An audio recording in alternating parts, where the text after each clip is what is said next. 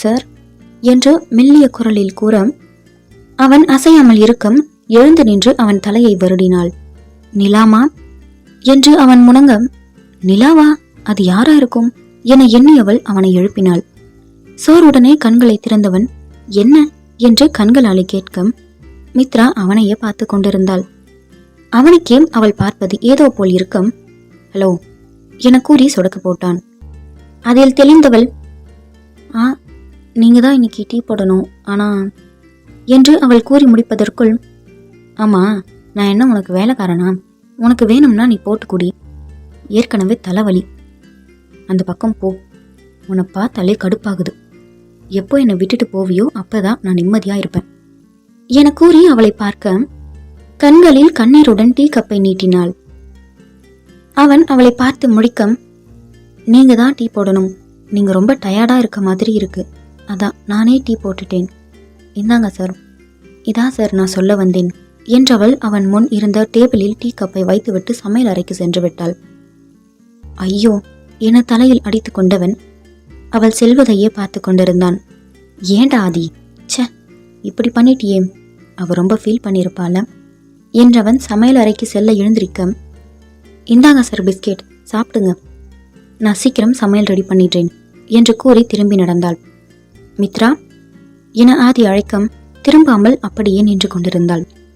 Mitra, sorry, நான் ஏதோ டென்ஷனில் கத்திட்டேன்.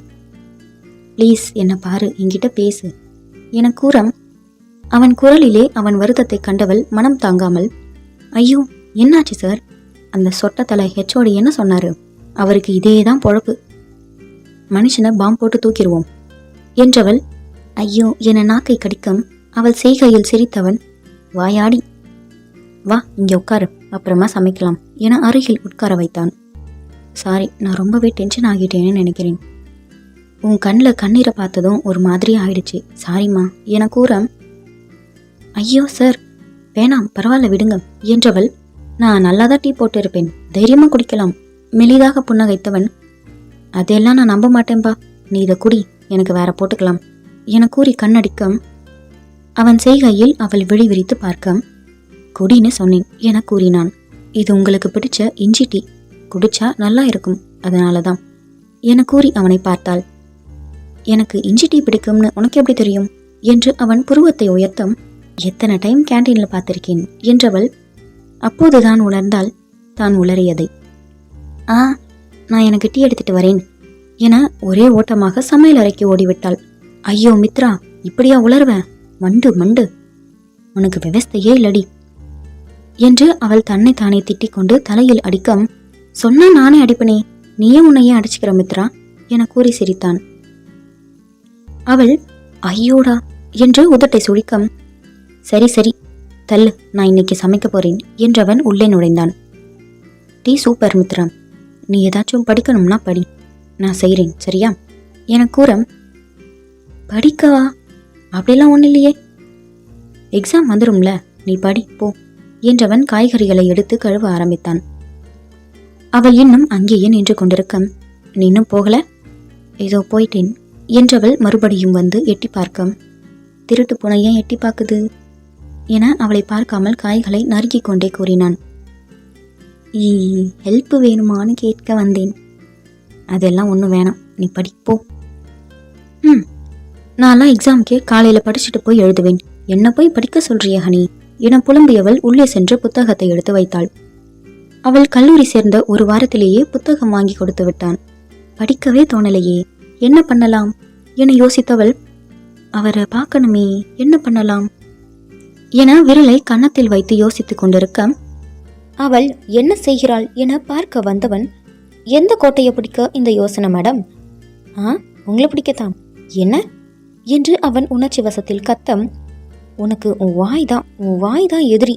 ஐயோ முறைக்கிறாரே, அது வந்து என்று அவள் என்ன கூறி சமாளிக்கலாம் என யோசித்து கொண்டிருந்தாள். என்ன சொல்லி சமாளிக்கலாம்னு யோசிக்கிறியாக்கும் என ஆதி கூற, ஆமா அதை எப்படி கண்டுபிடிச்சிங்க என கூறி ஐயோ என தலையில் அடித்து கொள்ள, அவனுக்கு அவள் செய்கையில் சிரிப்பு வந்துவிட்டது. படி என்றவன் சென்று விட, ஐயோ மித்ராம், ஏண்டி இவ்வளோ கேவலமா உன் மைண்ட் வாய்ஸ் இருக்கு? என்று தன்னைத்தானே திட்டிக் கொண்டவள் புத்தகத்தை எடுத்துக்கொண்டு சமையலறைக்கு சென்றாள். என்ன இந்த பக்கம் மித்ரா மேடம், அடுத்து என்ன உளரலாம், எப்படி சமாளிக்கலாம்னு வந்தியா என சிரித்து கொண்டே கேட்க, அதுவா, அது டவுட்டு சார், அதான். என்ன டவுட் என ஆதி கேட்க, ஐயோ டக்குன்னு ஒன்று வரமாட்டேங்குதே என யோசித்தவள் திரு திருவென முழித்தாள். அவளை பார்த்து சிரித்தவன், படிக்கலனா புக்கை ரூம்ல வச்சுட்டு இங்க வா, ஏதாவது சமாளிக்கணும்னு உளராத என கூற, இதை விட கேவலமா இவர்கிட்ட அசிங்கப்பட முடியாது என நினைத்தவள் அவன் சொன்ன மாதிரியே செய்தாள். என்ன செய்றீங்க சார்? அதுவா, உனக்கு பிடிச்சதுதான் என கூறினான். எனக்கா? எனக்கு என்ன பிடிக்கும் என மித்ரா யோசித்து கொண்டிருக்க, யோசி யோசி என ஆதி கூற, தோசை இல்ல சப்பாத்தி இல்ல என அவன் உதட்டை பிதுக்க, அவள் ஒவ்வொன்றாக கூறிக்கொண்டே இருந்தாள். அம்மா தாயே, போதும், உனக்கு பிரியாணி பிடிக்கும் தானே? ரொம்ப ரொம்ப, அதுதான் செய்கிறேன் என கூறியவன் அவள் வாயில் கேரட் துண்டை திணித்தான். அவள் கேரட்டை சாப்பிட்டு கொண்டே அவனை பார்த்து கொண்டிருக்க, எவ்வளோ நேரம்தான் நின்றுட்டே இருப்பேன், டிவி பாரு என கூற, என்னை துரத்துறதையே வேலையா வச்சுக்கிறது என்று அவள் புலம்ப, அதை கேட்டு சிரித்தவன், சரி இங்கேயே உட்காரு. வேகமாக தலையாட்டியவள் ஷெல்ஃபின் மேல் ஏற முயற்சி செய்து கொண்டிருந்தாள். அவளை பார்த்து சிரித்தவன், இதுக்கு தான் வளரணும் என்றதும் அவனை பார்த்து முறைத்தவள், ஹலோ, நான் ஹைட்டாக தான் இருக்கேன் என கூற, ஓஹோ என வாயை மூடிக்கொண்டு சிரிக்க, அதனை கண்டு சினுங்க ஆரம்பித்தாள்.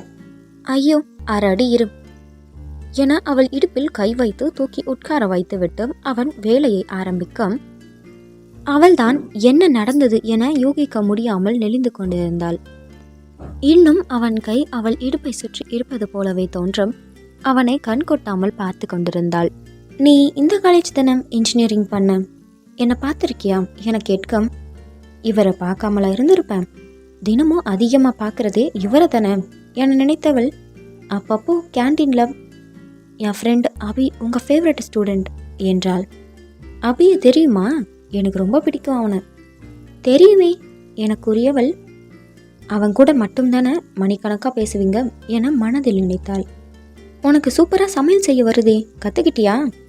சூப்பர். ஆனால் எனக்கு வரப்போகிற மனைவிக்கு சமையல் செய்ய தெரிஞ்சிருக்க கூடாதுன்னு எனக்கு ஒரு ஆசை. நான் தான் அவளுக்கு செஞ்சு தரணும் என்று அவன் கூற, வரப்போகிறவங்களா என அவள் கேட்க, அது நம்ம தான் டிவோர்ஸ் வாங்கிடுவோம்ல என கூறியவன் வெளியே சென்று விட்டான். என்ன அவருக்கு எப்பவுமே பிடிக்காதா என நினைத்து கண் கலங்கியவள் அறைக்கு சென்று படுத்துக்கொண்டாள். அவனுக்கும் ஏதோ போல் இருக்க சோஃபாவில் அமர்ந்திருந்தவன் அப்படியே உறங்கி போனான். அவளுக்காக செய்தது அப்படியே வீணா போனது. அவள் அவன் மேல் கொண்ட அளவு கடந்த காதலை போல. காலையில் கண் விழித்தவள் அவனுக்கு டீ போட்டு வைத்துவிட்டு சமையல் செய்து மதியத்திற்கு டிஃபன் பாக்ஸில் எடுத்து வைத்துவிட்டு கல்லூரிக்கு சென்று விட்டாள். கண் விழித்தவன் அவளை தேடும்.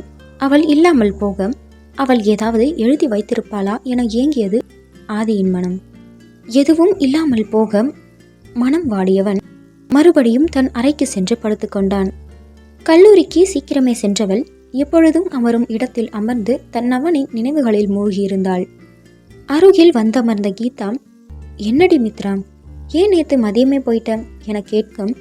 தலைவலிடி என கூறி புன்னகைக்க, சரி என்றவள் ஏதேதோ பேசிக் கொண்டிருக்க மித்ரா எதையும் காதில் வாங்கிக் கொள்ளவில்லை.